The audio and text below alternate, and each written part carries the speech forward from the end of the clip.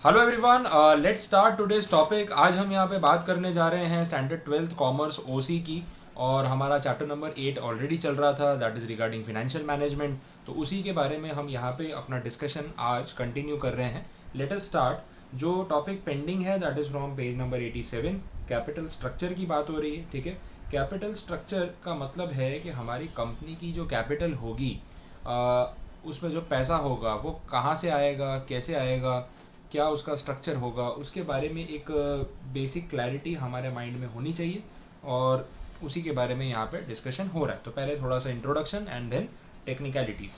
वो बोल रहे हैं there are two important aspects of a financial plan to estimate the need of the capital problem. कितना पैसा चाहिए, to determine the source of capital, कहाँ से मिलेगा, ठीक है। तो एक तो कितना पैसा चाहिए, पहले तो वो समझ लो, और पैसा मिलेगा कहाँ से ये पता कर लो। तो ये दोनों चीज़ें जानना समझना बहुत ज़रूरी है, उसके बाद ही हम प्लानिंग कर सकते हैं। कंपनी के और obtain necessary funds from various sources, इस बारे में हमने बात की थी कि हम कौन कौन से सोर्सेज से पैसा ऑक्यूपाई कर सकते हैं। तो वहाँ पे देखो, मैंने आपको बोला भी था, इक्विटी शेयर होते हैं, प्रेफरेंस शेयर होते हैं, डिबेंचर्स होते हैं, डेट सिक्योरिटीज जिसे हम बोलते हैं। तो equity and preference are capital of the company, whereas the debentures and deposits and all they are the debt securities. वो आउटसाइडर से लिया गया उधार है, बैंक लोन, फाइनेंशियल इंस्टीट्यूशन से लिया हुआ पैसा, ये सारी चीज़ें हम देखते हैं, ठीक है। कैपिटल स्ट्रक्चर जो है, इन्होंने बोला कि ये सब चीज़ों का कॉम्बिनेशन है। मतलब मेरी कंपनी की कैपिटल में कितना पैसा उधार का होगा, कितना पैसा लोगों से शेयर होल्डर के फॉर्म में लिया गया होगा, उनको मालिक बनाया गया होगा, उसका रेशियो क्या होगा, ऑल दैट कॉम्बिनेशन और a portfolio is capital structure, ठीक है। तो हर कंपनी का ये अलग अलग हो सकता है। कोई कंपनी ज़्यादा उधार लेके बिजनेस करती है।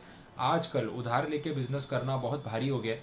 आपने बड़ी बड़ी कंपनियों को लुटते हुए देखा होगा। रिसेंट एग्जांपल फ्यूचर ग्रुप का है, बिग बाज़ार का है। इतना बड़ा रिटेल चेन इंडिया का बिग बाज़ार नंबर 1 आज की डेट में रिलायंस के सामने सेल हो गया। क्यों? क्योंकि डेट्स इतने हो गए कंपनी के ऊपर कि they are in no position to repay those debts. आया समझ में? तो उनको कंपनी बेचनी पड़ी। Reliance communications, Anil Ambani group, Videocon, Jet Airways, Air India, कितने किंग फिशर, जितने नाम लो उतने कम। अदानी ग्रुप भी है इसमें, बहुत हैवी डेट है उनके ऊपर भी।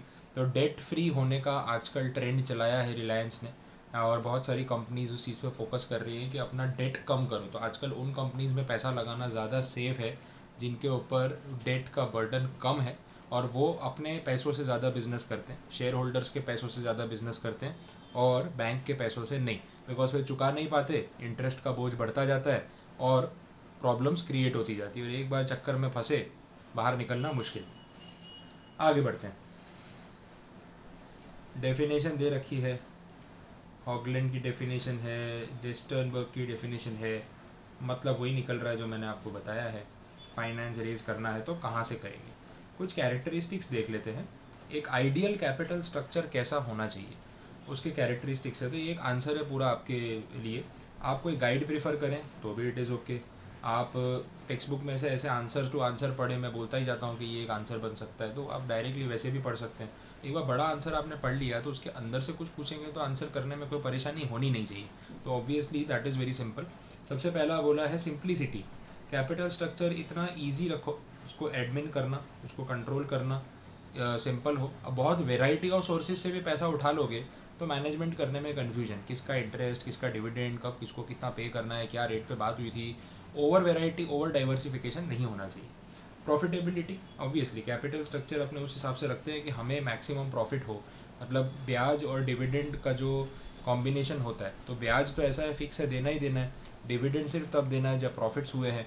तो कोशिश वैसे करो कि बैलेंस बना रहे, कि बहुत ज़्यादा पैसा फिक्स इंटरेस्ट कॉस्ट में ना चला जाए, नहीं तो आपकी प्रॉफिटेबिलिटी ऑप्टिमम या मैक्सिमम नहीं होगी। इसके बाद फिनांस एडिकेट होना चाहिए। एडिक्वेट मतलब इनफ, पैसा जितना चाहिए उतना पैसा अवेलेबल हो। इस चीज़ का ध्यान आपको रखना है, क्योंकि कैपिटल ही नहीं है तो बिजनेस कैसे करोगे। बिना पैसों के बिजनेस चलता नहीं है, और बिजनेस करोगे नहीं तो और पैसा कमाओगे नहीं, ठीक है। तो पैसा कमाने के लिए पैसा चाहिए। Flexibility, capital structure of the company should be flexible so that it can be changed as per the requirements and circumstances. जैसे मैं रिलायंस का भी आपने एग्जांपल देखा, जैसे ही लॉकडाउन के टाइम पे पूरी दुनिया गरीबी की तरफ जा रही थी, रिलायंस ने क्या किया, अपने जियो प्लेटफॉर्म के अंदर जितनी भी कंपनीज इन्वेस्ट करने के लिए रेडी थी, उनको थोड़ा थोड़ा स्टेक बेचा। और जियो की वैल्यूएशन आई है 5 लाख करोड़। 5 लाख करोड़ में किसी को 10% स्टेक बेचा, किसी को 9%, किसी को 2%, किसी को 1%, किसी को 0.16%। क्वालकॉम कंपनी है जो कंप्यूटर अप्लायंसेज और एप्लीकेशंस जो है, मतलब जो कंप्यूटर के डिवाइसेस हैं और प्रोसेसर है उसके अंदर इन्वॉल्व है, तो क्वालकॉम कंपनी ने 0.16% स्टेक खरीदा, उसके लिए भी कितने हज़ार करोड़ पे किए उन्होंने। तो ऐसे वैल्यूएशन भी होती है, ठीक है। तो फ्लेक्सिबल रहना पड़ता है। जब रिलायंस इंडस्ट्रीज़ को ये डर लगा कि भाई डेट का बोझ हमें मार देगा, ख़त्म कर देगा, बाकी कंपनीज की तरह हम भी बर्बाद हो जाएंगे, तो Mukesh Ambani declared in the last AGM इन 2019 कि हम अपनी कंपनी को अगले साल तक डेट फ्री कर देंगे विद इन नेक्स्ट 18 मंथ्स, और हम पैसा सारा शेयर होल्डर्स का यूज़ करेंगे, उधार का नहीं। और वो उन्होंने करने के लिए राइट्स इशू निकाला था, राइट शेयर ऑफर किए थे अपने एग्जिस्टिंग शेयर होल्डर्स को, और उनको बोला मैं आपको सस्ते में शेयर देता हूँ, मुझे पैसे दो।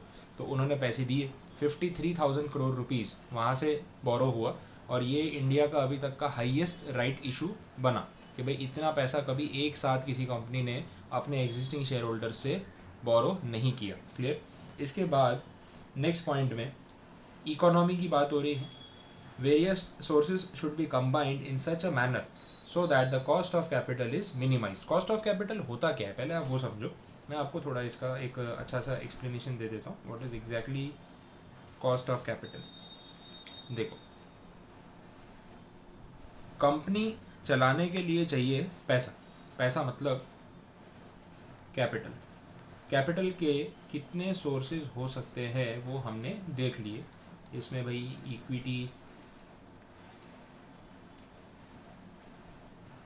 इक्विटी शेयर्स है, इसमें प्रेफरेंस शेयर्स हैं, डिबेंचर्स हैं, डिपॉजिट्स हैं, लोन्स हैं, ठीक है। लोन्स में भी अलग अलग बैंक, पब्लिक फाइनेंशियल इंस्टीट्यूशन, बहुत सारे सोर्सेज हैं। अब आप जो भी इनको पे करते हो, मतलब ये लोग आपको पैसा दे रहे हैं ना, तो फ्री में पैसा दे रहे हैं क्या, कुछ एक्सपेक्ट भी तो करते होंगे आपसे। ये सब जो आपको पैसा दे रहे हैं तो आपसे कुछ ना कुछ एक्सपेक्टेशन रखते होंगे। जो कंपनी के मालिक हैं, ये शेयर होल्डर्स, ये आपसे एक्सपेक्ट करते हैं डिविडेंड। और ये जो बाकी के लोग हैं, डिबेंचर्स, डिपॉजिट, लोन वाले, ये आपसे एक्सपेक्ट करते हैं इंटरेस्ट। समझ में आ रहा है। तो कंपनी का जो मैनेजमेंट है उनके लिए तो ये खर्चा है। डिविडेंड आपके लिए एज ए शेयर होल्डर कमाई है, लेकिन dividend as a company's management उनके लिए खर्चा है। समझ में आ रहा है। तो उसको हम बोलते हैं कॉस्ट ऑफ कैपिटल। कैपिटल उधार लेके आना, कैपिटल इन्वेस्ट करवाना लोगों से, इन सब लोगों से, उसका जो खर्चा उनको लग रहा है in the name of dividend and interest, it is called cost of capital of a company. और कंपनी ये कोशिश करती है कि उनका कॉस्ट ऑफ कैपिटल मिनिमम हो ताकि प्रॉफिट्स मैक्सिमम हो, ठीक है। सिंपल सा कंसेप्ट। तो इस पर यहाँ पे बात हो रही। फिर बैलेंसिंग मतलब इक्विलिब्रियम मेंटेन करना। इक्विलिब्रियम मतलब बैलेंस। बहुत ज़्यादा पैसा सारा शेयर होल्डर से भी मत ले लो, सारा पैसा उधार भी मत ले लो, क्योंकि दोनों फिर वन साइडेड हो जाएगा। थोड़ा बैलेंस मेंटेन करना ज़रूरी है। उसके बहुत सारे रीजंस हो सकते हैं। लिक्विडिटी में वही है कि आपके पास उतना पैसा हो कि कभी भी डेट पे करने के लिए आपकी जान पे आ जाए कि भाई डेट तो पे करना है कैसे भी करके, तो you should have liquidity available with you. Attractiveness मतलब आपका कैपिटल स्ट्रक्चर वैसा हो, जैसे मैं कंपनी में अगर शेयर्स खरीदना चाहता हूँ तो आज की डेट में एडवाइज़र्स जो हैं वो एडवाइस करते हैं कि पहले इसका कैपिटल स्ट्रक्चर देखो। कंपनी में अगर बहुत ज़्यादा डेट उठा रखा है देन एडवाइजेबल नहीं है। तो जब मैं उसका कैपिटल स्ट्रक्चर देख रहा हूँ, मुझे पता चल रहा है कि 80% तो कंपनी डेट पे चल रही है, 20% शेयर्स पे, भाई बहुत रिस्की है। कल कोई सारे शेयर का पैसा डूब जाएगा, डेट चुकाते चुकाते अपने हाथ में कुछ नहीं आएगा, तो चक्कर में नहीं पड़ना है। तो अट्रैक्टिव तब दिखेगा जब आपने एक सही रेशियो मेंटेन किया हो जिसमें इन्वेस्टर को ज़्यादा खतरा नज़र ना आए और वो उस पॉइंट को ध्यान में रखते हुए भी इन्वेस्टमेंट करने के लिए कन्विंस हो जाए, ठीक है। तो ये पॉइंट है। सॉल्वेंसी तो वही है, इंसॉल्वेंट ना होना, बैंकरप्ट ना होना, उतना पैसा हमारे पास इनफ होना कि हम अपनी लायबिलिटीज़ को पे ऑफ कर सकते हैं। That is the basic point. अब कैपिटल स्ट्रक्चर में जो मैंने आपको बताया है चार्ट में वही लिखा है, अब देख लो, कुछ नया नहीं है। या तो सिर्फ इक्विटी या इक्विटी प्लस प्रेफरेंस, या फिर डिबेंचर विद इक्विटी, या फिर preference and debenture with equity, कैसे भी हो सकता है। तो चलिए तो आगे बढ़ते हैं। इसके बाद देख लेते हैं factors that affect the capital structure. देखें क्या क्या फैक्टर्स हैं। बहुत सिंपल, कुछ इंटरनल फैक्टर्स, कुछ एक्सटर्नल फैक्टर्स, और इनको ही डिस्कस किया हुआ है। तो ये चार्ट में से ही क्लियर हो जाएगा और आपको ज़्यादा परेशानी नहीं होगी। इंटरनल फैक्टर्स में अगेन वही टाइप ऑफ बिजनेस, आपका बिजनेस कैसा है, उसमें कितने पैसों की ज़रूरत है, बिजनेस का साइज़, कितने स्केल पे आप बिजनेस करने जा रहे हैं, तो उस पर भी डिपेंड करेगा, ठीक है। तो ऑब्वियसली वो भी देखा जाएगा। आपकी बिजनेस से इनकम कितनी होने वाली है, तो जितना पैसा आप ले रहे हो और उसके सामने आप जितना कमा रहे हो, क्या वो इनफ है, क्या डिविडेंड्स आप इनफ पे कर पाओगे, क्या उसके बाद पैसा बचेगा हाथ में, तो वो सब फैक्टर्स भी देखे जाएंगे। आप 1 रुपया कमाने के लिए 100 रुपये लगा रहे हो, तो क्या कमा रहे हो, 1%, इससे अच्छा तो बैंक में FD करा लो, ऐसे भी सोचा जाता है ना। Nature and requirement of assets, इस बिज़नेस में कितनी असेट्स की ज़रूरत पड़ेगी, ठीक है, वो सब चीज़ें भी देखी जाती है। तो उस हिसाब से पैसा जो है वो अक्वायर किया जाए, उस हिसाब से इन्वेस्टमेंट किया जाए। तो बहुत सारे बिजनेसेस में फिक्स असेट्स में बहुत ज़्यादा इन्वेस्टमेंट की ज़रूरत पड़ती है, उसको बोलते हैं कैपिटल इंटेंसिव इंडस्ट्री। जैसे टेलीकॉम सेक्टर है, केमिकल सेक्टर है, फैक्ट्रीज़ लगानी पड़ेंगी, बड़े बड़े प्लांट लगाने पड़ेंगे, मोबाइल टावर्स लगाने पड़ेंगे। तो ये सब एयरलाइन कंपनी है, तो कैपिटल इंटेंसिव है, बहुत ज़्यादा पैसा मांगती है ये कंपनी, क्योंकि इसमें फिजिकल सेटअप और असेट्स की बहुत ज़्यादा रिक्वायरमेंट होती है, ऐसे देखा जाता है। एटीट्यूड ऑफ द डायरेक्टर्स, ये तो मैटर करते हैं ना, उनकी सोच कैसी है, एग्रेसिव है, डिफेंसिव है, टैक्टिकल है, नहीं है, सोचते हैं ठीक से कि नहीं सोचते। फिनेंशियल रिक्वायरमेंट्स, जैसे मैं आपको बोला हुआ एटीट्यूड ऑफ डायरेक्टर्स, तो होता है ना कि कंपनी के डायरेक्टर्स मानते हैं कि उधार पे धंधा करो, टेंशन मत लो, निकल जाएगा, अपने बिजनेस में प्रॉब्लम नहीं है। दूसरा एटीट्यूड ये हो सकता है कि नहीं, डेट इज़ वेरी रिस्की, जितना हो सके उसको नॉमिनल रखो, होना चाहिए लेकिन बहुत ज़्यादा नहीं, ठीक है। तो एटीट्यूड पे है। फिनेंशियल रिक्वायरमेंट्स कितनी है उस हिसाब से, तो हर बिज़नेस में रिक्वायरमेंट्स अलग होती हैं, ऑब्जेक्टिव्स और जो प्लान होते हैं उसके हिसाब से रिक्वायरमेंट होती है। तो वैसे ही यहाँ पे हम बात करते हैं कि जब भी बिज़नेस या उसकी कोई ज़रूरत होगी, तो आपको पहले ये देखना पड़ेगा कि कितनी फिनेंशियल रिक्वायरमेंट है, आप कौन से प्रोजेक्ट में इन्वेस्ट कर रहे हो, एंड देन उसके बेसिस पे आपको आगे डिसीजन लेना चाहिए। नेक्स्ट है ड्यूरेशन ऑफ कैपिटल रिक्वायरमेंट, पैसा चाहिए तो कितना टाइम के लिए चाहिए, ये भी बहुत ज़्यादा मैटर करता है। अब जैसे डिबेंचर्स हैं, डिपॉजिट्स हैं, बैंक लोन हैं, फिनेंशियल इंस्टीट्यूशन से बोरोइंग्स हैं, तो इनकी एक डेडलाइन होती है, 5 साल, 10 साल, 15 साल, 20 साल, 30 साल, मैक्सिमम 30 ईयर्स तक। तो आपको पैसा अगर शॉर्ट टर्म के लिए चाहिए तो फिर आप डिपॉजिट्स या डिबेंचर्स का रास्ता अपना लो, शॉर्ट टर्म लोन ले लो। अगर लॉन्ग टर्म के लिए चाहिए तो डिबेंचर्स को फिर 20 साल के लिए इशू करो, प्रेफरेंस शेयर्स है तो 20 ईयर्स के लिए इशू करो। एंड अगर आपको परमानेंट पैसा चाहिए तो इक्विटी वालों से मांगो, क्योंकि उसकी कोई डेडलाइन नहीं होती है। तो वो सारे पॉइंट्स को भी आपको ध्यान में रखना होगा, ठीक है। एक्सटर्नल फैक्टर्स भी हैं इसके साथ साथ, condition of the boom depression in the capital market, for steady income in depression period the investors prefer to invest in debentures but not in equity shares. Depression period का मतलब है कि जब बिजनेस बहुत ज़्यादा अच्छा नहीं चल रहा है, ठीक है, डाउन चल रहा है मार्केट, तो लोग इक्विटी के बदले डेट में जाते हैं कि भाई फिक्स ब्याज मिलता रहेगा। जैसे FD नहीं करा देते लोग कि छोड़ो यार, रिस्क कौन ले, सेफ इन्वेस्टमेंट करते हैं, वैसा। While in the period of boom the investors will prefer to invest in equity shares, मतलब मार्केट जब बहुत अच्छा चल रहा है, तेज़ी है, बहुत गुड्स बिक रहे हैं, सेल अच्छे हो रहे हैं, प्रॉफिट्स हो रहे हैं, तो इन्वेस्टर्स इक्विटी पे शिफ्ट होते हैं ज़्यादा डिविडेंड कमाने की लालच में, ठीक है। तो ये चलता रहता है, तो आपका स्ट्रक्चर भी उस हिसाब से मॉडिफाई होते रहना चाहिए। Present rate of interest in the capital market, rate of interest कितना चल रहा है, जो बाकी लोग जो ब्याज दे रहे हैं आपको भी तो देना ही पड़ेगा, नहीं तो फिर कोई इन्वेस्ट ही क्यों करेगा, वो प्रेशर भी रहता है। कॉस्ट ऑफ कैपिटल एक्सपेंस, वो तो हमने अभी बात की थी, वो सेम ही है।